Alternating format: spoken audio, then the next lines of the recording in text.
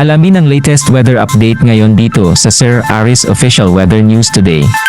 Sa kasalukuyan ay patuloy na lumalapit o kumikilos ng hilagang kanluran si Bagyong Marcy. Taglay pa rin ang lakas ng hangin na umaabot sa 55 km per hour malapit sa gitna at pagbugsong umaabot ng 70 km per hour.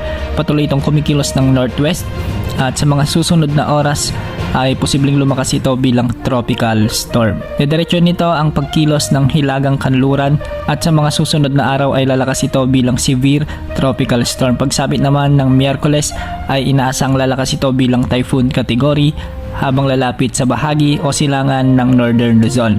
Base sa mga ipinapakita ng weather models, magkakaroon ito ng record pahilagang silangan, ngunit maglulup ito pabalik o di kaya naman ay kikilos ito ng timog kanluran. Isa pang senaryo ang nakikita ay kikilos rin ito ng hilagang silangan patungo sa southern Japan.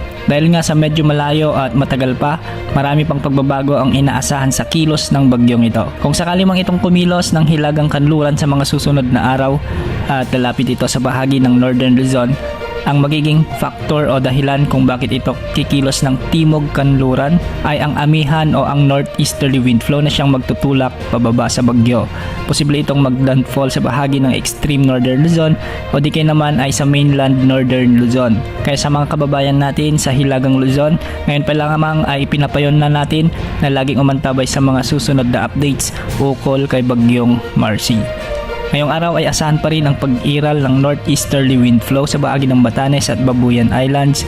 Samantalang easterlies naman ang makakaapekto sa silangang bahagi ng bansa, particular sa bahagi ng Cagayan Valley, Aurora, Quezon Province, Bicol Region at Eastern Visayas.